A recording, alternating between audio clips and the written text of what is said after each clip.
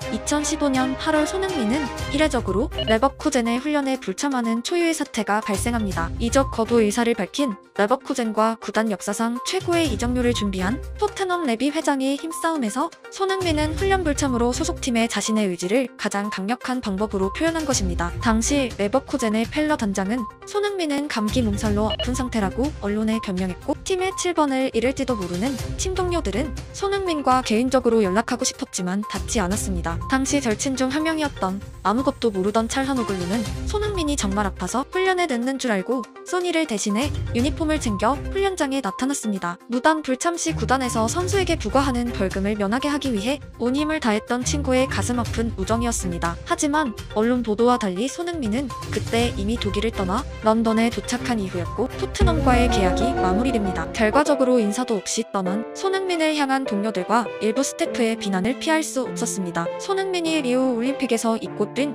한국 유니폼을 소중하게 장롱에서 보관하던 절친 두란트는 손흥민의 인스타 계정을 언팔하며 강력하게 섭섭함을 표현하기도 했습니다. 이는 손흥민이 유럽에서 생활하며 처음이자 마지막으로 소속팀의 많은 동료들이 등을 돌린 일화입니다. 레노입니다. 이때 레버쿠젠에서 도대체 무슨 일이 있던 것일까요? 17세에 처음 함부르크 훈련에 참여했던 인터뷰로 알 수 있듯이 손흥민은 팀 적응에서 심리적인 영향을 많이 받는 선수입니다. 영어가 서툴고 친구가 없어 적응하지 못했던 토트넘 초창기의 경기력 부진을 상기하면 그의 독일 무대 시작은 행운이 함께했습니다. 함부르크의 시작은 가장 잘 알려진 팀의 슈퍼스타 반 니스텔로이와의 관계로 강한 자신감을 가지고 급속도로 팀에 융화되었습니다. 함부르크에서 활약한 그의 레버쿠젠 이적은 이제 17세 유망주가 아니라 팀의 최고 이적료를 받고 반드시 증명이 요구되는 선수가 돼버린 전혀 다른 색깔의 출발점이었습니다. 그리고 그에겐 이적 첫날부터 레노가 있었습니다. 이후 알려진 인종차별 문제와 별개로 방에 대형 태극기를 붙이고 가방에 태극기를 달고 다닐 정도로 자신의 정체성에 강한 신념을 가지고 있던 손흥민은 절대로 독일이란 나라 자체에 완전히 적응하고 융화된 선수는 아니었습니다. 그는 자신이 한국에서 온 사람임을 강력하게 인지하고 적진에서 외롭게 싸우는 대표 선수였습니다. 하지만 동갑내기 레노 골키퍼는 손흥민을 외국인이 아니라 친구로 대했고, 최고 이적률을 기록한 기대주가 아니라 자신과 같은 20대 초반 선수로 다가갔습니다. 손흥민은 특별한 취미가 없는 선수로 훈련이 끝나면 혼자 방에서 축구 관련 기사를 검색하며 타지에서 집에 모여 플레이스테이션을 하며 여가를 보낼 정도로 가까운 친구들이었고, 손흥민 성격의 특성상 친한 친구들이 있는 레버쿠젠 훈련장은 낯선 새 팀이 아니라 금방 자신의 홈그라운드가 되었습니다. 대부분의 시간을 함께 보낸 손흥민과 레노의 관계는 국적을 초월한 강한 친근감을 만들어냈고, 심리적으로 안정된 손흥민은 이적료를 증명하는 결과를 만들어냈습니다. 독일 U17, 18, 19, 21 대표팀의 연달아 신선한 국가적인 골키퍼 기대주와의 관계는 레버쿠젠 초반부터 손흥민을 아웃사이더가 아니라 팀의 주류로 만들었고, 최근 새롭게 이적한 선수들을 대하는 손흥민의 모습은 팀 적응을 위해 선수에게 무엇이 가장 필요한지 분명하게 알 수 있게 합니다. 바로 심리적인 안정감입니다. 좋은 레버쿠젠 시절의 마지막은 손흥정 씨의 말처럼 감독의 알 수 없는 교체와 여기에 대한 불충분한 설명이었습니다. 그즈음 토트넘은 팀 역사상 유례없는 최고액을 준비하고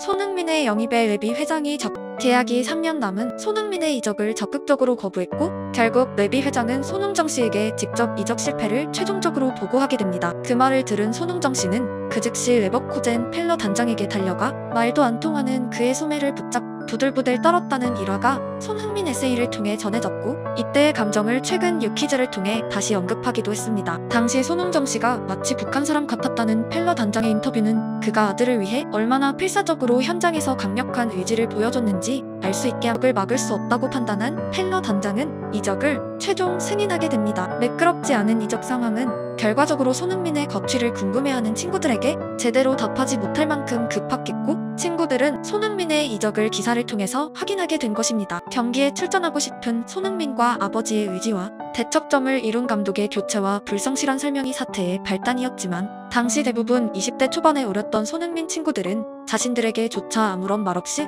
런던으로 가버린 손흥민에게 섭섭함을 가질 수 있던 상황이었습니다. 시간이 흐르고 그를 가장 적극적으로 지지했던 레노는 아스널의 유니폼을 입고 있습니다. 팀 최대의 라이벌 토트넘과 결전을 앞둔 긴장되는 순간, 터널에서 친구를 발견한 그는 한걸음에 다가가 손흥민을 꼭 안아줍니다. 손흥민의 입단 첫째 날부터 떠나는 날 그리고 시간이 흐른 지금까지 그는 손흥민 삶의 골키퍼이자 수호천사입니다. 상상하기도 싫지만 가장 중요한 나이에 이적한 레버쿠젠 초기에 차별을 당하고 심리적인 불안으로 이어지고 팀에 적응하지 못했다면 10대에 활약한 선수가 20대 초반에 사라지는 경우는 축구계에 너무도 흔한 경우입니다. 레노는 분명하게 우리에게 EPL 득점왕 환희의 순간을 제공한 귀중한 은인 중 한 명입니다. 영상 초반 소개한 손흥민의 유니폼을 챙겨갔다가 결국 실망한 친구 찰하노글루와는 어떻게 됐을까요? 각각 1000만 유로, 1450만 유로의 레버쿠젠 유니폼을 입었던 팀의 슈퍼 기대주들은 시간이 흐르고 토트넘과 AC 밀란의 유니폼을 입고 재회합니다. 경기 후 집에 모여 같이 놀 정도로 가까웠던 친구는 자신의 문자와 전화까지 받지 않던 손흥민에게 당연한 섭섭함을 느꼈었지만